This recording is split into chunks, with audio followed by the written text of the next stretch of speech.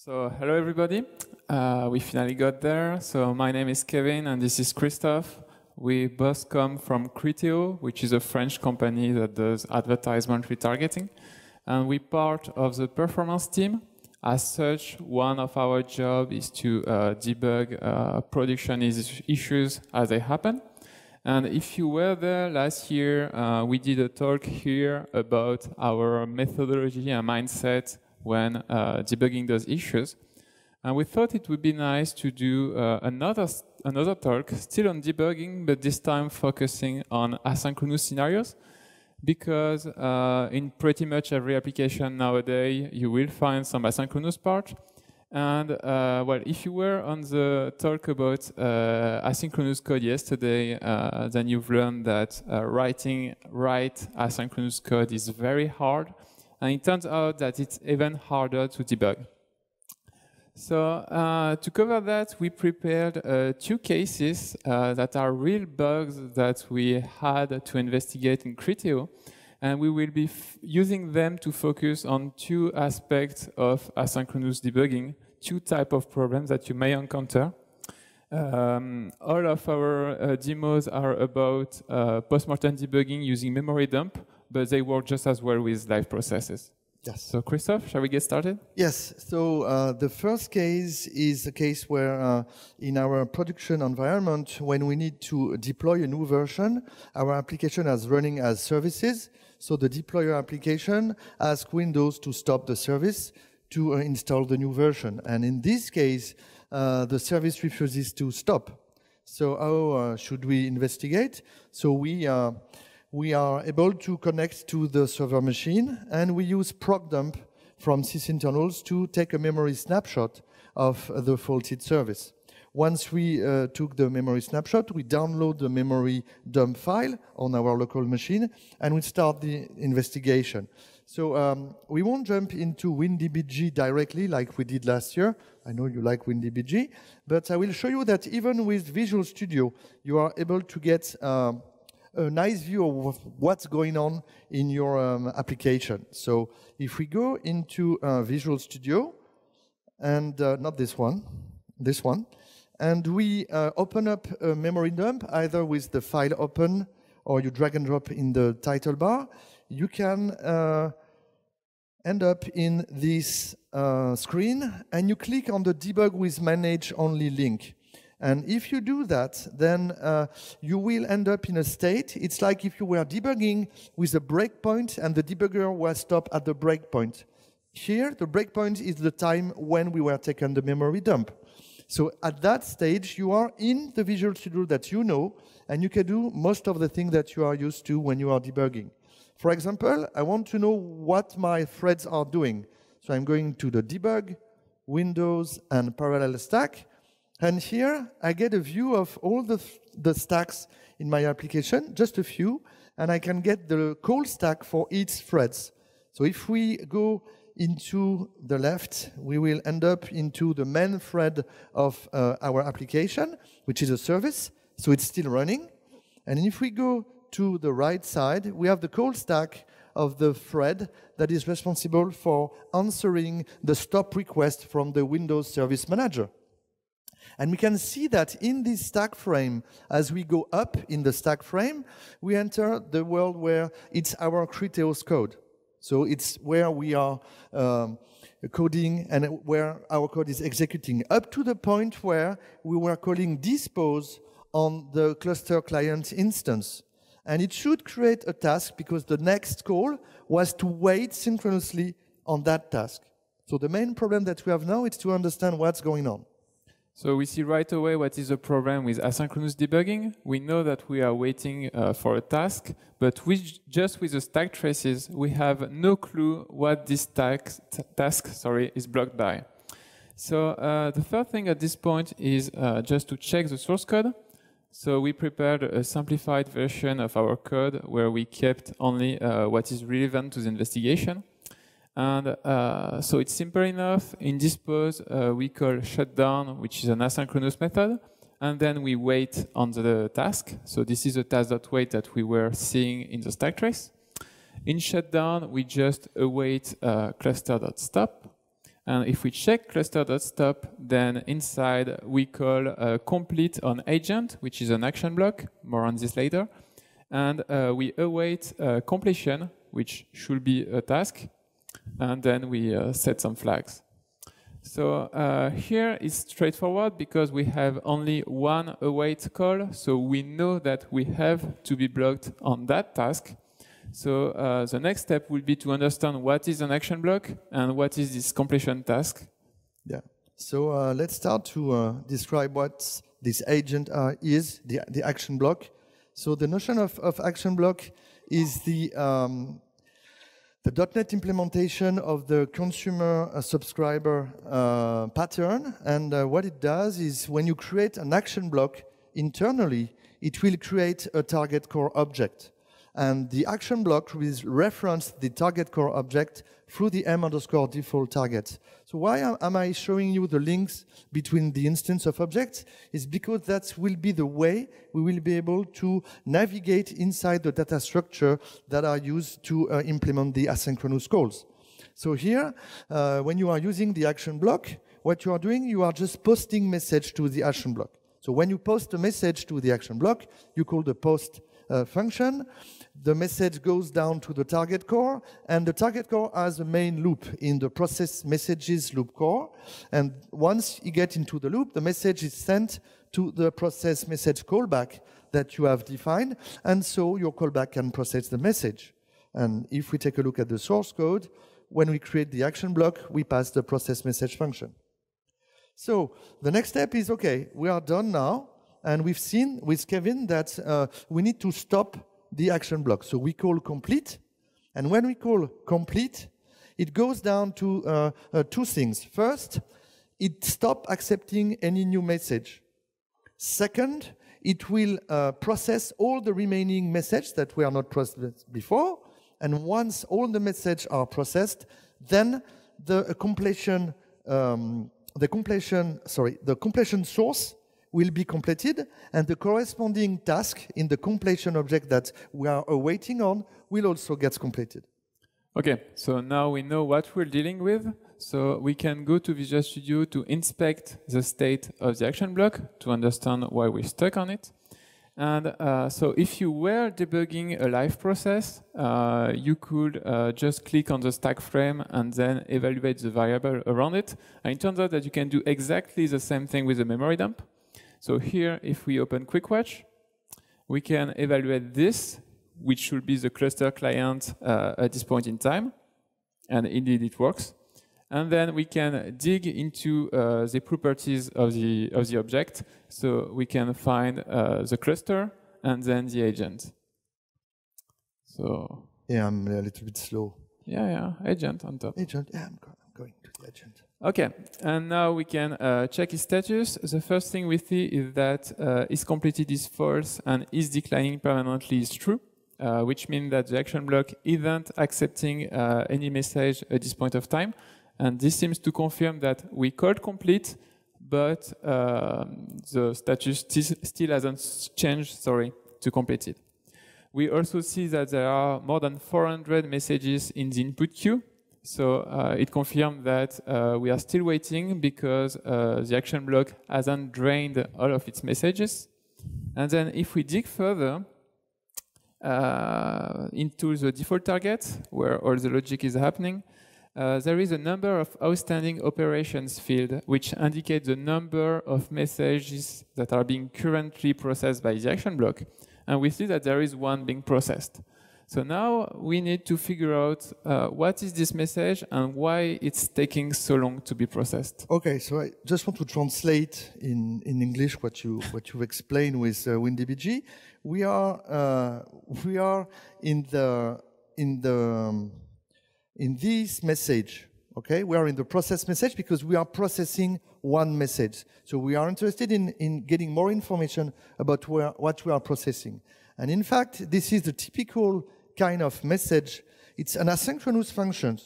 And an asynchronous function can call another asynchronous function through the await. Maybe this function will also call another asynchronous function. And this is the kind of asynchronous call stack that we want to rebuild. You can't get it with Visual Studio, you can't get it with WinDbg in a nice view, and that's the main problem that we are facing with debugging asynchronous code. So we will show you in the next minute how to do it by hand. And the very first step for that is to retrieve the task that is returned by process message.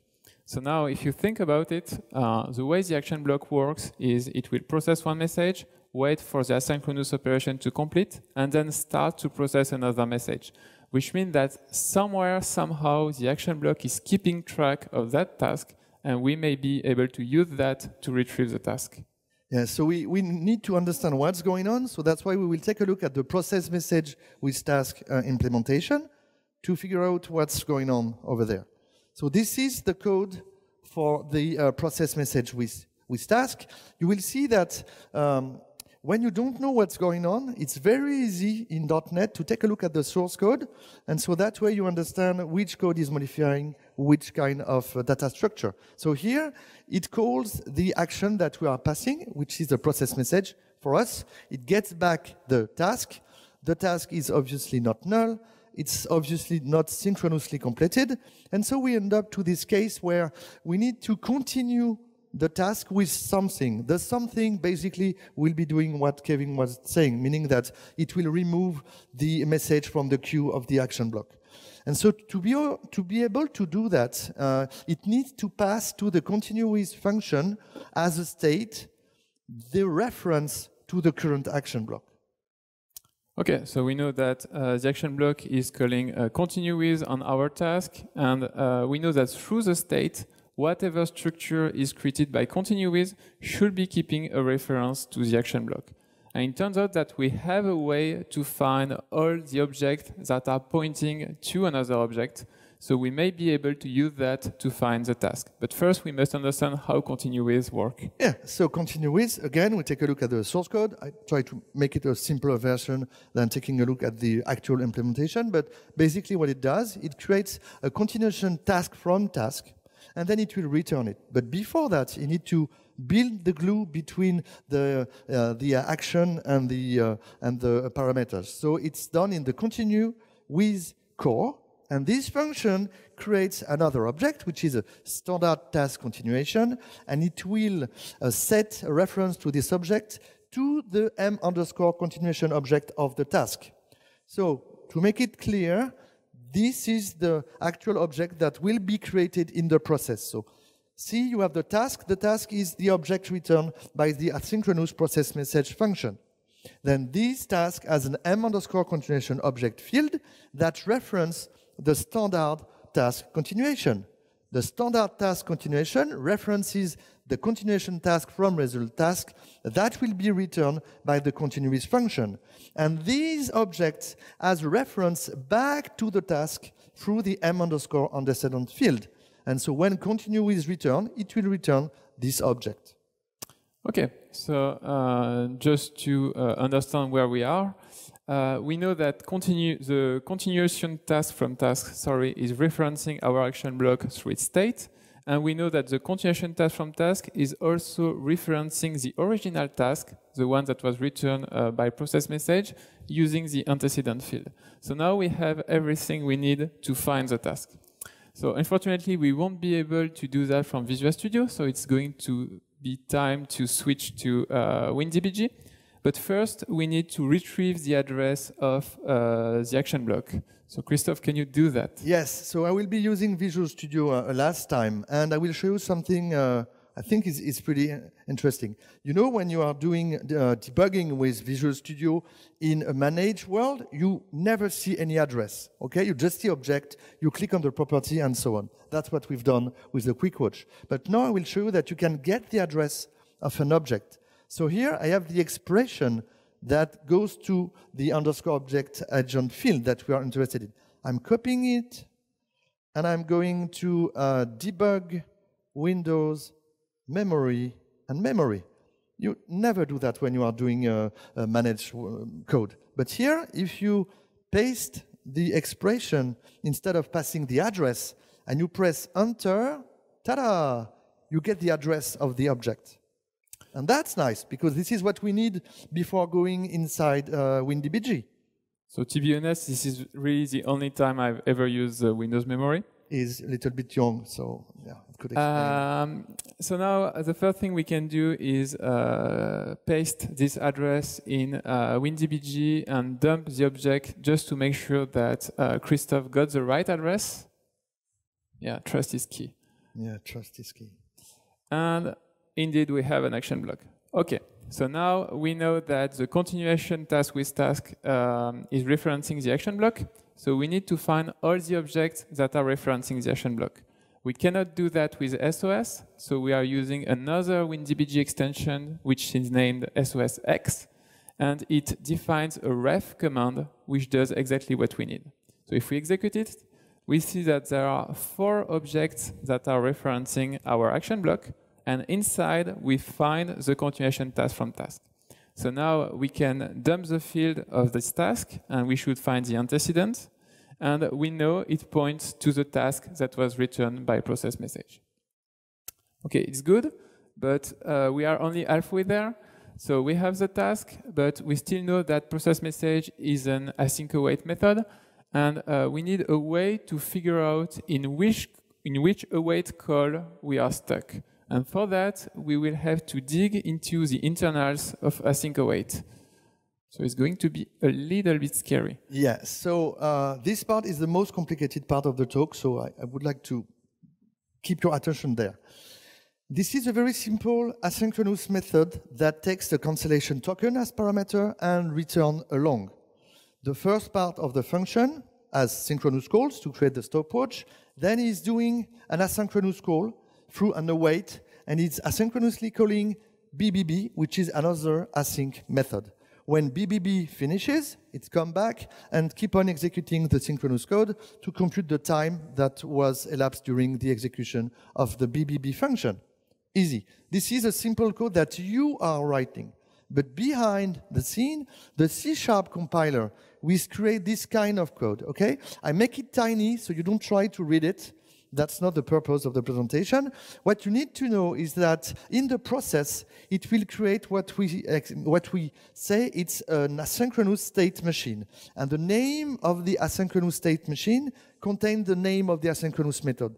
That will be the way we will be able to know which function will map which state machine. In that case, it's AAA between brackets, followed by D __ and a number. So the compiler, in addition to create this function, will also generate the type.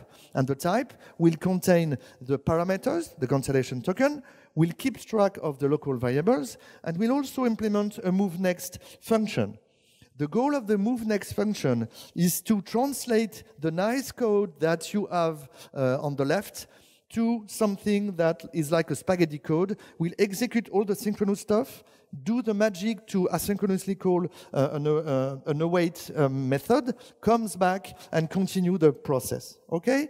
So you can find a few hints about what's going on, the first synchronous part, and at the end, you will have the rest of the synchronous functions. Notice that since it's an object, the return is translated into something that could be complicated, but it's very easy. In fact, the AAA function returns a task, and when it's finished, you need to set the return value of the task, and you need to complete it. That's the goal of the set result at the bottom of the slide.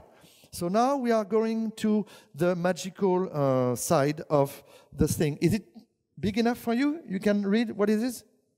Okay, so here what we are doing, we are calling BBB. Remember, BBB is an asynchronous method, so it will return a task. We get the awaiter from the task, and we subscribe to the awaiter to be notified when the task gets completed.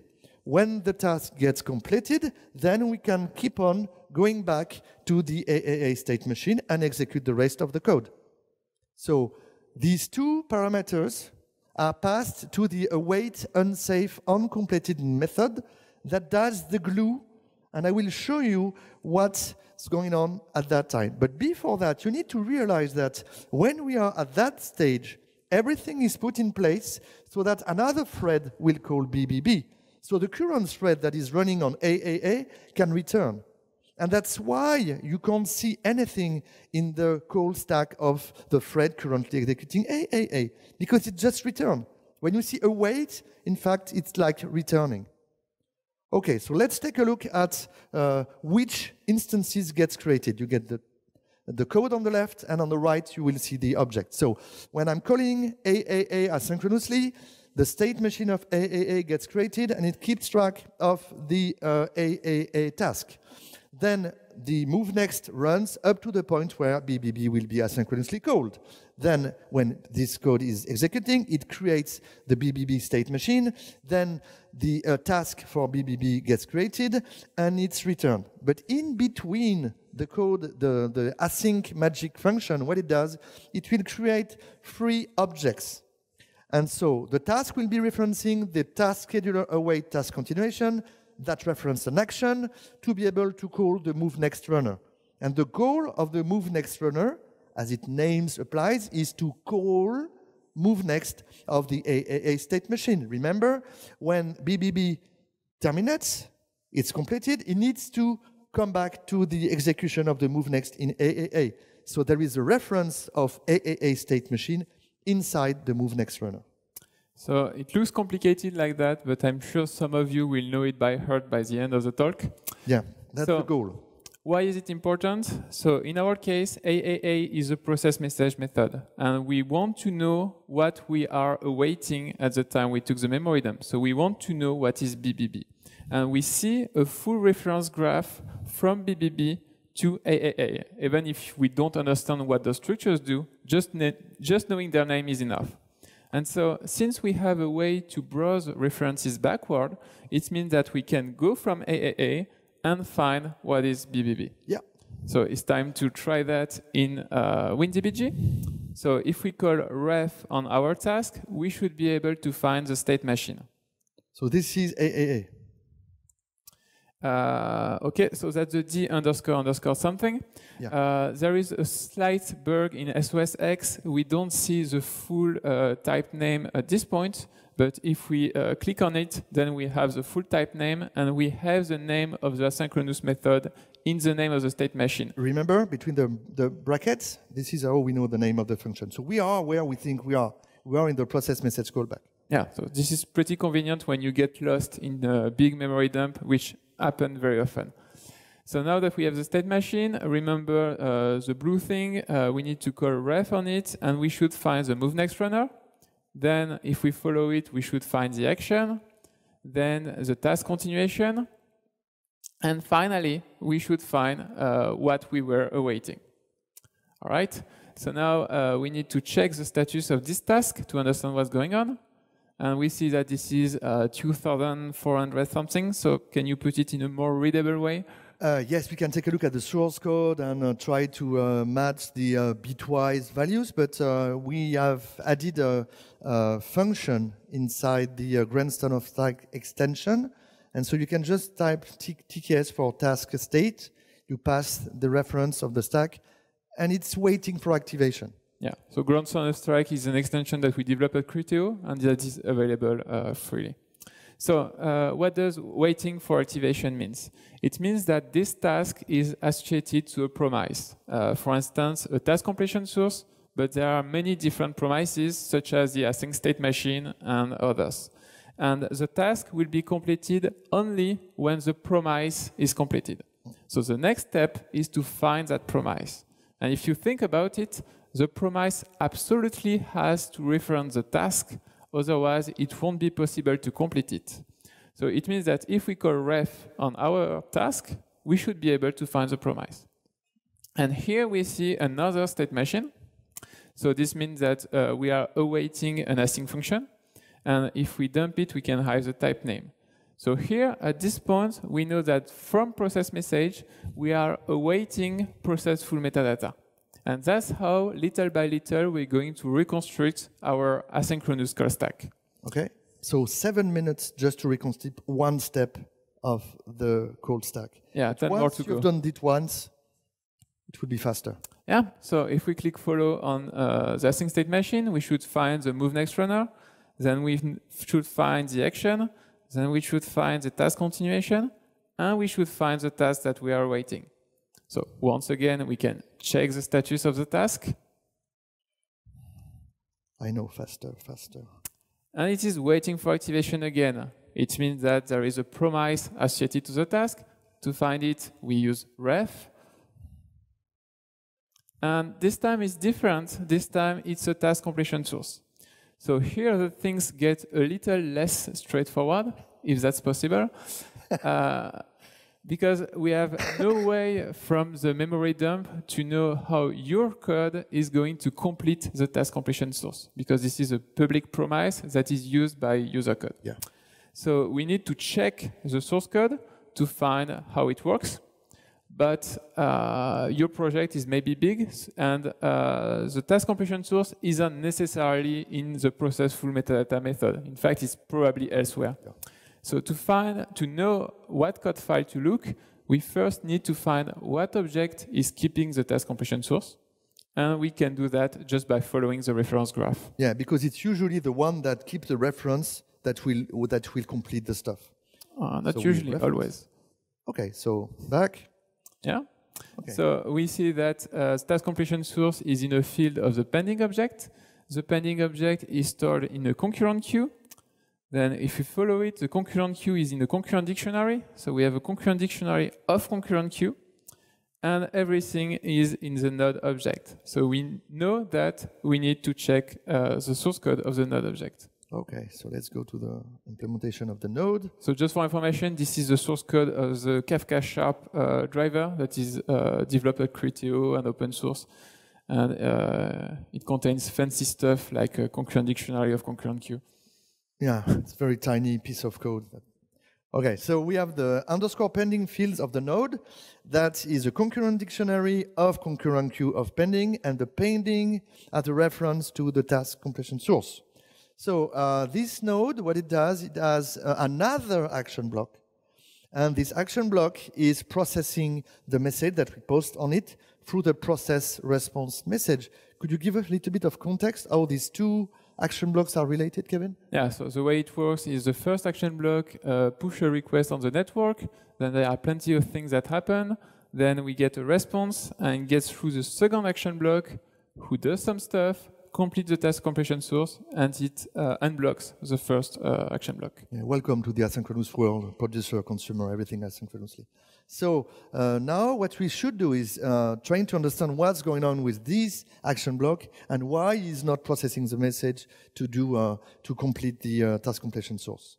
So if we go back there, I should have... In the response queue field, we should find the response queue field. So it's the action block. Now you know how the action block works. We have the default target.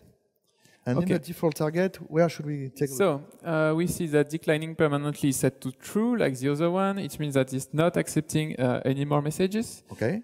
We see that number of outstanding operation is at 0, so it's not processing any message at that time. Okay. Which is weird because our task completion source isn't completed. Maybe it's lazy. I don't know. And we can check the state of the action block through the completion task. So you cannot see properties directly in WinDbg, so you have to dig into the fields. So first into the completion source, then is the task. And if we check the status...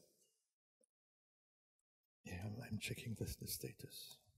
And this one is faulted. So the action block is in a faulted state. It happens when you throw an exception in the callback of the action block and not catch it. And one nice thing about task is that it stores the exception locally so that it can be rethrown in the thread that is waiting for the task. And it's good for us because it means that we can find the exception inside of the task. So it is inside of the contingent properties field, which itself contains an exception holder. That's self-explanatory. And inside we find fault exceptions, which is an array of exception dispatch info. So what is an exception dispatch info? As I said, the task keep an exception to throw it in another thread. And the exception dispatch info does the magic of serializing the call stack to reconstruct it into the target thread.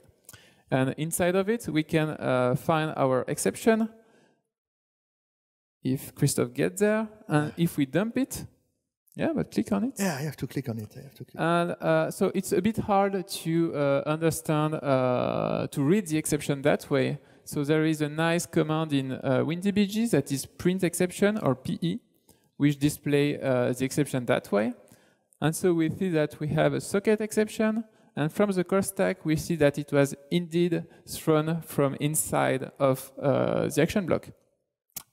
And so from there, we can try to understand what happened. And it turns out that we had a socket exception because the process is shutting down, so we are shutting down the network connection. It is not handled in the action block, so the action block enters in the faulty state. So the first action block that is dependent from it stayed blocked, and that's why our process wouldn't shut down. Yeah. So here the fix is simply to catch the expected exception. Yeah, it's an asynchronous deadlock, if I could say. Yeah. So here what we've seen is how to reconstruct the asynchronous call stack, the causality chain, from an asynchronous process. And when you do that, you will see many other structures that are common. So we'll cover just a few more so that you will know how to do if you encounter them. And for instance, I'm sure that pretty much everybody here has used at least once a task.delay. So imagine that we know that we are awaiting task.delay and we want to find the continuation. How can we do that? Yeah, so it's a set of code that we might await not only on a state machine for an asynchronous function. So here we'll take a look at what you get when you await on a task.delay. Again, you take a look at the implementation of the task.delay function. So what it does, it creates a delay promise object. And the delay promise object is a kind of task. And what the delay promise task is doing, it's basically creating a timer. And when the timer ticks, it will complete itself. But in order to be able to do it, to complete itself, you need to pass the delay promise as a parameter, as the state of the callback given to the timer. So if we need to find any call to a task.delay in a memory dump, we need to take a look at all the timers and look for the timers which parameter has a delay promise. So if you were there last year for our talk, which is recorded, by the way, so you won't lose anything, we spent a lot of time explaining how the timers were working and how to list all the timers. So we've compiled that into a function, a command in the grandstand of stack extension, and it's called TI, for timer information. And when you call it, you will get all the timers that are set in your application. And the interesting stuff for us is to look at the one that get as a parameter a delay promise object. And if we take a look at the delay promise object, we are interested in the continuation of this object because we are awaiting it. So if we take a look at the continuation object, we end up into a list of objects, which is weird. Why should we get a list of objects? But anyway, let's take a look at what's inside this array. And there is nothing inside this array. So at the continuation, we get a list of nothing, an empty list of objects. Could you explain that, Kevin? Yeah, so as you debug asynchronous memory dump, you may find a situation where you have a list of objects as a continuation. So how does it happen? Here is an example of code. We have a doStuff async method. It calls sendAsync, which returns a task. And then we want to log something when the task complete, for instance, to the database. But we don't want to block the caller with it. We want it to be fire and forget. So one way to do that is to use continue with to chain a continuation. And then we return the original task, not the one that was created by continue with. Then in the caller code, we await that method, and then we do something else. So if we run it using the powerful PowerPoint debugger. Yes, we have a PowerPoint debugger. So step by step, we start by executing sendAsync. We get our task. The continuation is null at this point. Then we call continue with. So remember, we explain how it works. It will create a standard task continuation and set it in the continuation object field. And then we return the task. Then in the user code, we await it. So likewise, we explain how async await work. We will create a fancy task scheduler, waiter, task continuation, something. Yeah. But the problem is we already have something in the continuation object field. So the runtime is doing the logical thing. It will allocate a list of objects. It will copy the reference of the standard task continuation to the list. It will add the new continuation, and then it will do an atomic interlock exchange operation to change the value of the continuation object. And that's how you end up with a list of objects as a continuation. Yeah, I would have done the same thing. Yeah, but it doesn't explain why I add an empty list of objects. So that's the next slide. Next slide. Conveniently. Convenient, yeah. So this is another example of code. We create two tasks, and then we call task.whenAny. So if we run it with a debugger, F10. So we create the two tasks. The continuation object is null. Then think a second of how you would implement task.whenAny. You need to know when either of the tasks complete. So you're going to add a continuation to each of those tasks. And this continuation is named a complete on invoke promise. So if you see that name, you will know. Then imagine that T2 completes first. So whenever a task completes, it will run all of its continuations, obviously, but it will also clear the value of the continuation object to prevent any memory leak. And for some reason, when doing so, it doesn't set it to null, it set it to a sentinel value. So if you see an empty object as a continuation, that's what happened. Yeah, we don't know why.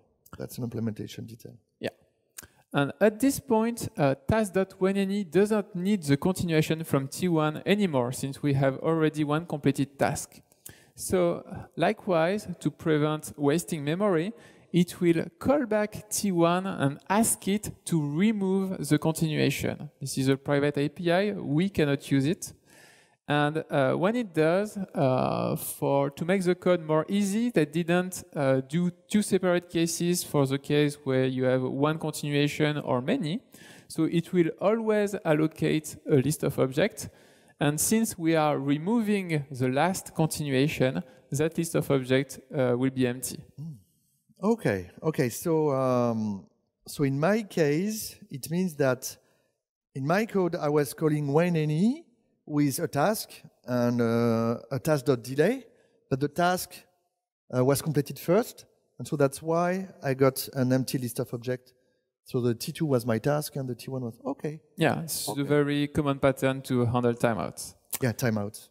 All right, so that's enough for now. In this first investigation, we focused on, well, the main difference between synchronous world and asynchronous world. In a synchronous world, you look at the call stacks and you have the full picture of what's happening in your process. In an asynchronous world, you look at the call stacks and you see nothing.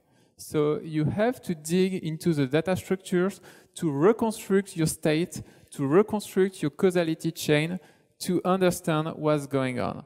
And when doing that, the SOSX extension will help you a lot. So that's enough of asynchronous call stacks. We are going to switch completely.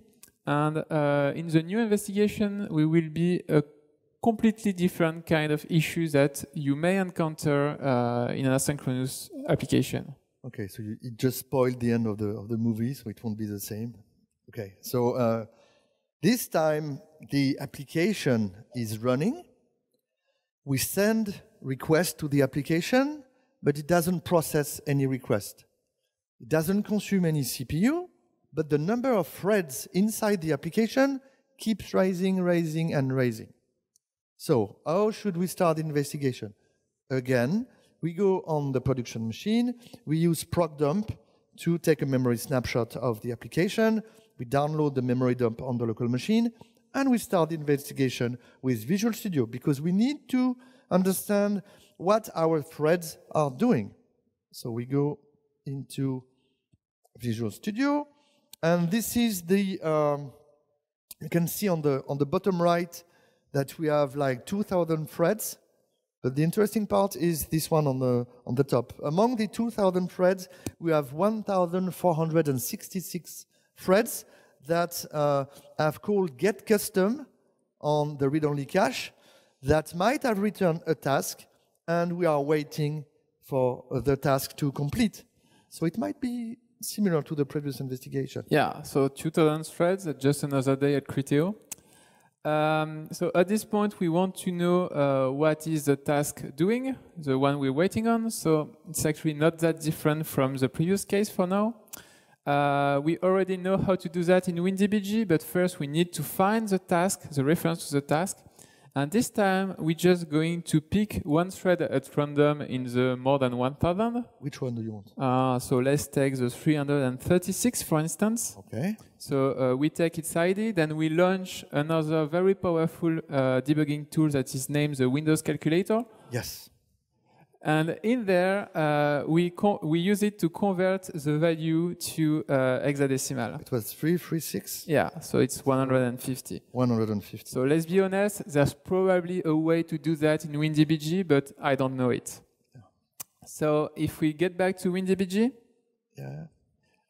we can use the threads command to list all 2000 threads. Yeah, taking a while. Okay. And then we can search for the value we had in the third column, that is OS ID, whatever that means. So it's the ID of the thread seen by Windows. So this is the one that you see with Task Manager or Process Explorer, for example. And if we find 150, well, if Christophe managed to find it, no, that's not the right one. Not this one. No. Yeah, yes, that's the right one. Okay. So here you can click on it and set it as the active thread. So now we can use CLR stack just to make extra sure that Christophe selected the right one. Yeah, it's selected the right one. You see. And indeed, this is the right core stack. Thank you. So now we still want to find the task, and we suppose that it's somewhere on the stack, and we can find out using CLR stack -p. Which will dump all the parameters of the methods. And on the top stack frames, we can see the task we're looking for. Okay. So now, how do we reconstruct our asynchronous call stack? So you know that by heart. We check the status first. Which reminds me something. Yeah, so maybe it's the same story. You said it's not the same story, but you want to get the state? Yeah. So it is waiting for activation, so we know there is a promise. Yeah. So we call ref to find the promise. Okay, yeah.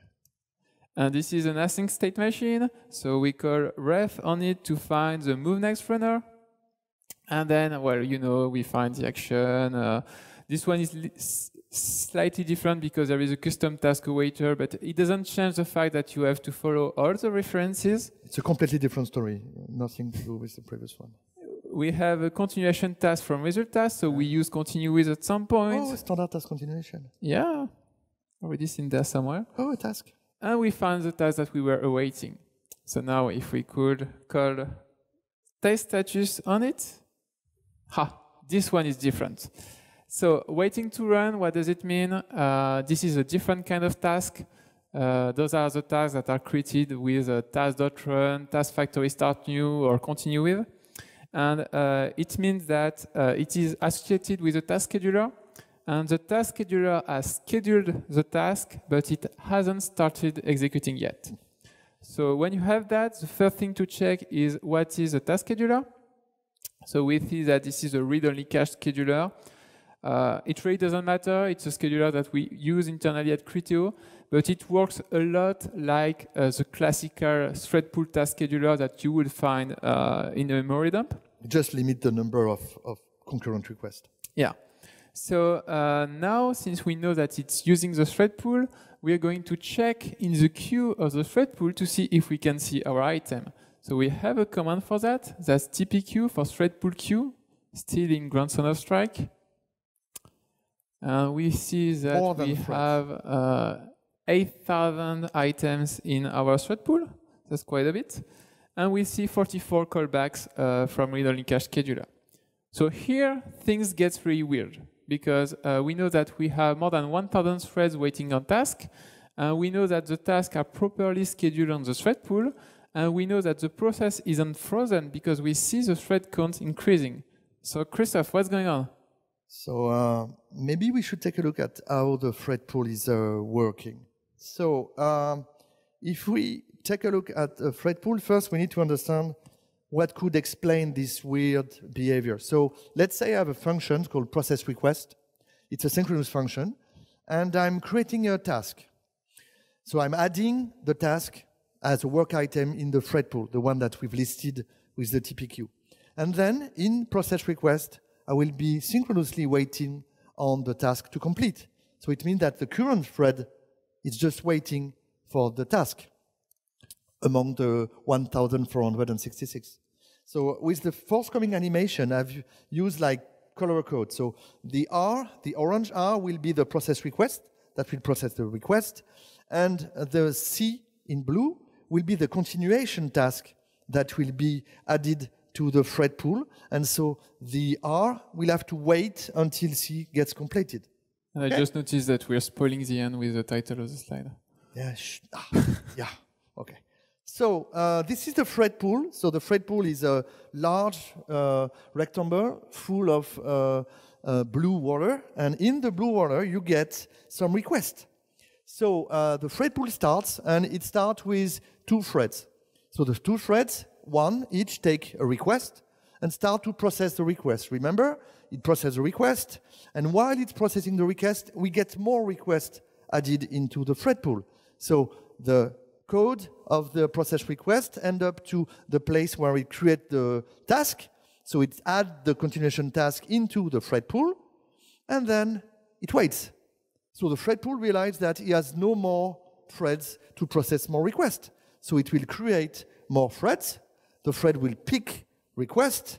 While executing the process of the request, new request will be added to the thread pool, and then the continuation task will be added to the thread pool, and then the thread pool realizes that, oops, I need more thread to process more requests, and it will create more threads. The thread will take the request, they will execute up to the point they will add new continuation task that will be added. I think you get the picture.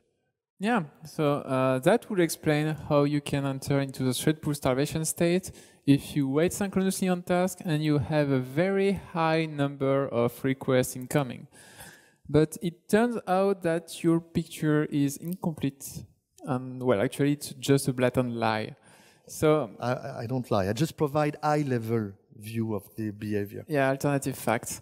So can you switch to Visual Studio? Which one? Because we have... The last one. Oh, you have prepared something for me. So I've prepared this simple program just to demonstrate why the picture is incomplete. So the first thing we do is setting the minimum size of the thread pool to 8 just to have reproducible results. And then we start a task in the thread pool, and it will call producer.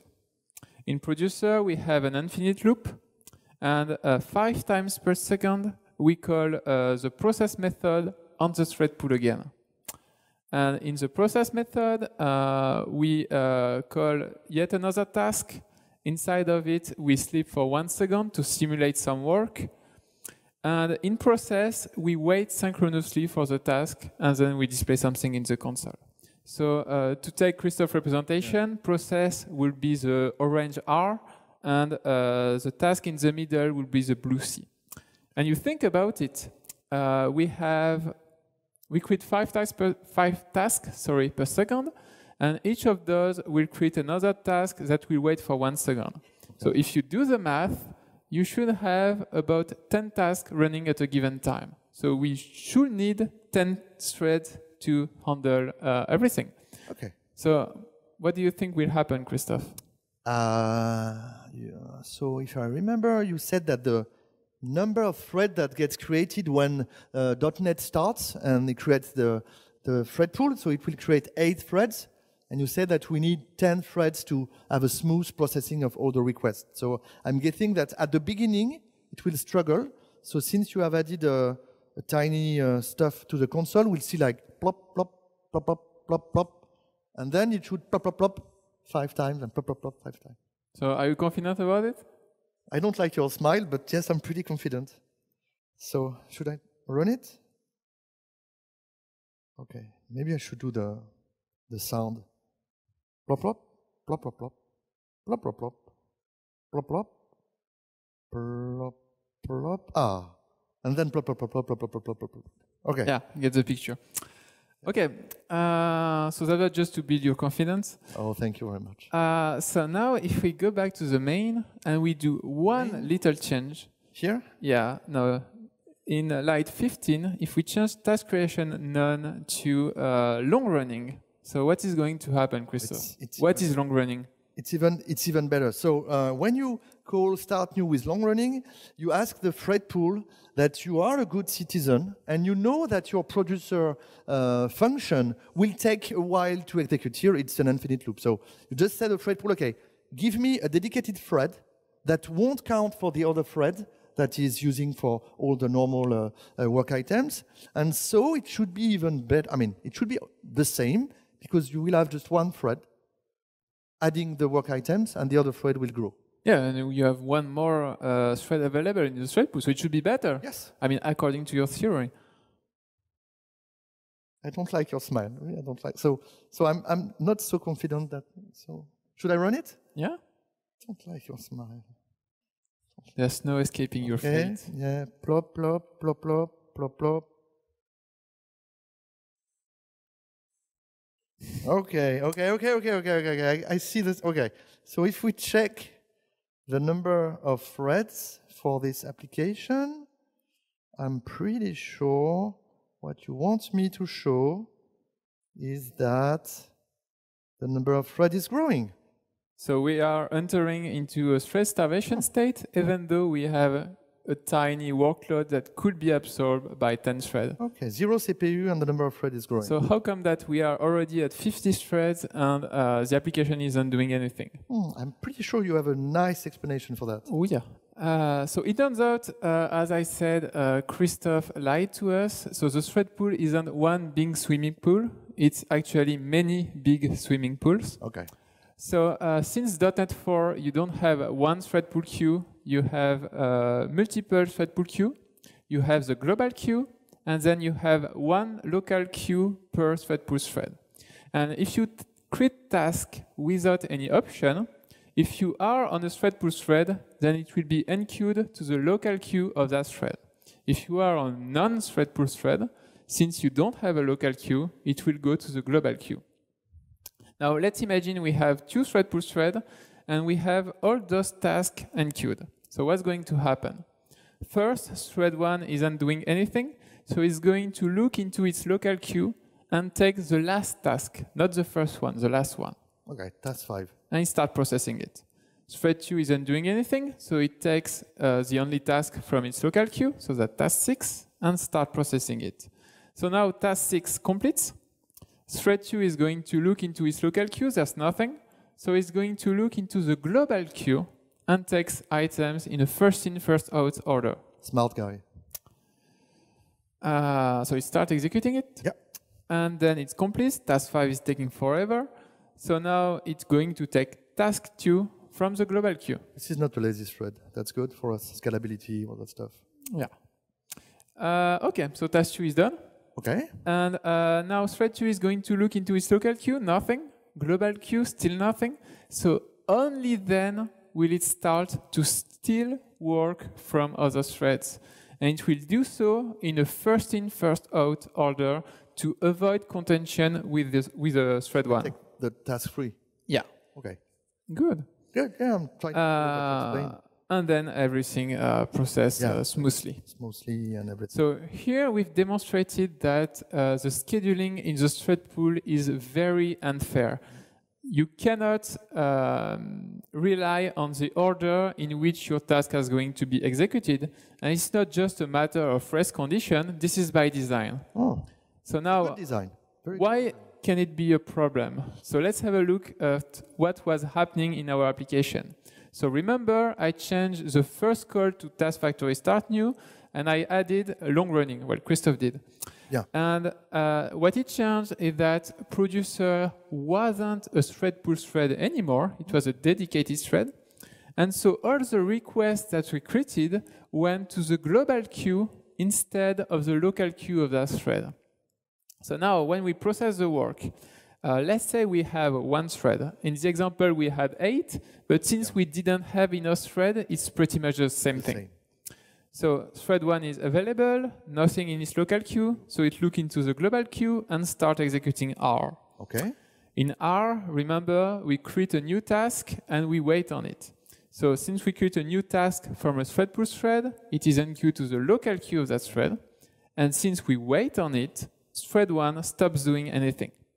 In the meantime, a new request gets added to the global queue because we have that infinite loop. Then the thread pool grows up, and we have thread 2, a new swimming pool. So thread 2 has nothing in its local queue, so it will take from the global queue and start executing the work.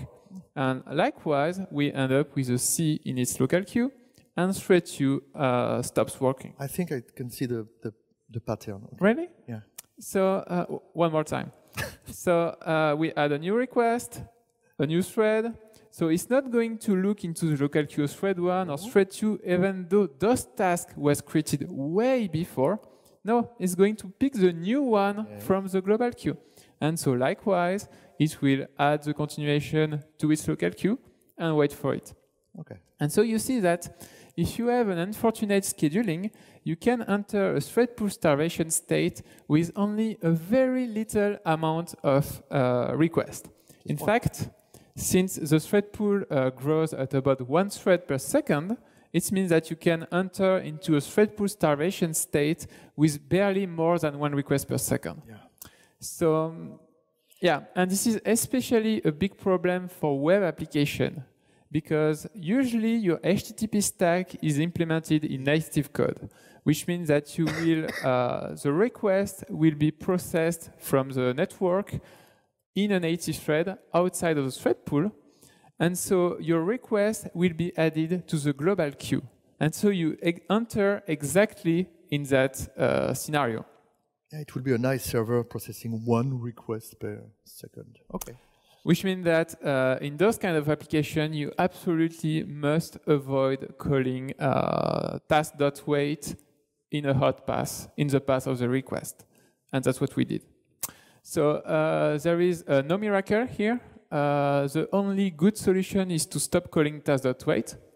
And if that's not a solution for you, you can mitigate the issue by setting the minimum size of the thread pool to be big enough to handle the initial load. But it is very hard to calibrate, and you will be wasting resources. Yeah, and it's kind of flaky because you don't know if the next time you will get a bump in your number of requests, you will end up with the same problem. So the key takeaways, sorry, for the second part of the presentation is, yeah, will be. Thank you. It's the fact that you should never ever wait synchronously on a task. This is very bad, and I think that Kevin was pretty clear. Okay, if the slide would have been wider, you would have more pools, but the fact that the thread pool scheduling is unfair explains why you could end up very, very easily in this kind of problem. So if you want to detect that you are in a thread pool starvation case, it's really easy. Your application is doing nothing, no CPU is consumed, but the number of threads is increasing. That's the way to find them. So as a conclusion, we want to repeat that there is no magic when you are writing software. It's all about code, maybe complicated code, reading and updating a data structure, maybe complicated data structure. Some of them could be generated by the compiler, like the state machine, or maybe implemented by the base class library. But anyway, you need to know these data structures and all the links between the instance of the data structure. Then you start your investigation with Visual Studio because it's easier. You have a nice view with the parallel stack. And from the parallel stack, you start the next step of the investigation with the first task.wait or something like this. And then you end up into WinDbg. You are using refs in WinDbg. You go back to the links, but in reverse order, and you reconstruct by hand your asynchronous calls. And last but not least, again, we want to repeat it, don't call wait on a task. This is good for you. Last slide is about some links that you can use. We blogged about our investigation, so you can get more details. The link to the GitHub repo of the Grandstrom grandson of Strike, hard for me. Extension is here. You have the code, you have the binary. You can use it for your investigation. And if you need some contacts, you have our links in Twitter at the bottom of the screen. Yeah, and we won't have time for questions because there are 7 seconds left, but we will be on the expert zone right after. Thank you very much.